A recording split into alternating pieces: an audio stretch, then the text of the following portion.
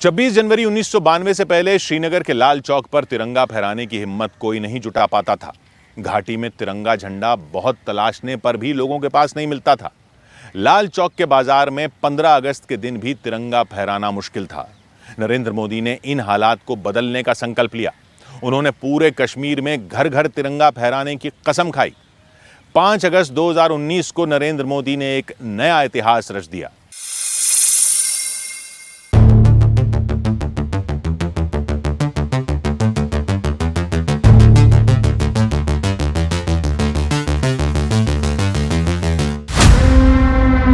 पच्चीस जनवरी 1992 जम्मू।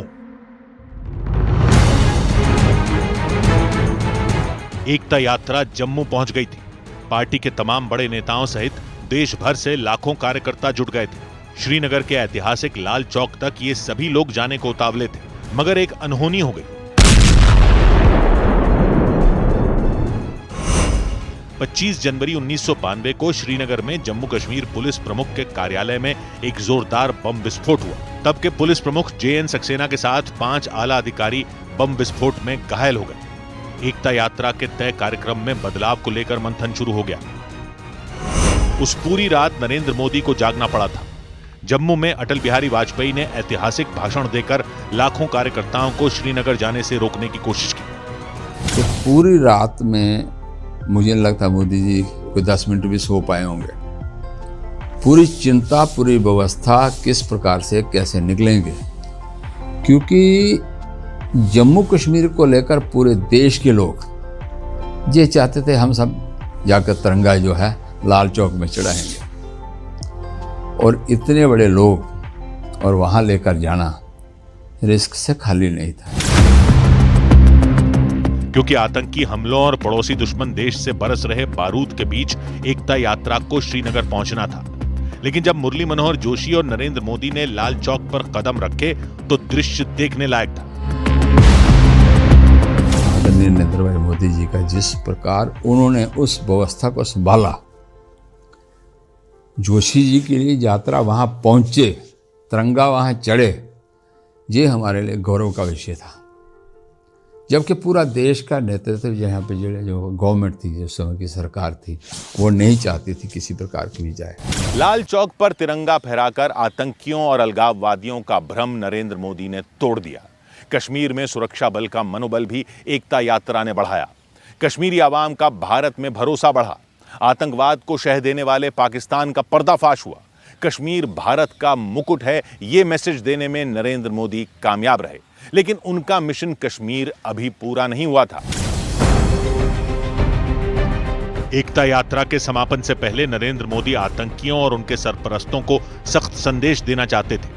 उन्होंने दुश्मनों को जो जवाब दिया था उसका जिक्र एक बार संसद में भी हो चुका है। श्रीनगर के लाल चौक में तिरंगा फहराया, उसके बाद मैंने मीडिया के लोग पूछने लगे। मैंने कहा था कि आमतौर पर तो 15 अगस्त और 26 जनवरी को जब भारत का तिरंगा लहराता है तो भारत के आयुध, भारत के बारूद सलामी देते हैं, आवाज करके देते हैं। मैंने कहा आज जब मैं लाल चौक के अंदर तिरंगा फहरा हूं, दुश्मन देश का बारूद भी सलामी कर रहा है। नरेंद्र मोदी जिस दिन प्रधानमंत्री बने उसी दिन से उन्होंने कश्मीर समस्या को जड़ से मिटाने का मिशन शुरू कर दिया था।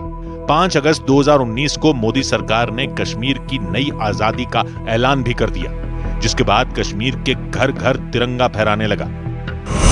जम्मू कश्मीर के बारामूला के हैदरबाग में 108 फीट ऊंचा राष्ट्रीय ध्वज स्थापित किया गया। उत्तर कश्मीर के कुपवाड़ा रीजन के लंगेट पार्क और LOC के पास कमान चौकी पर 108 फीट ऊंचा तिरंगा शान से लहराया।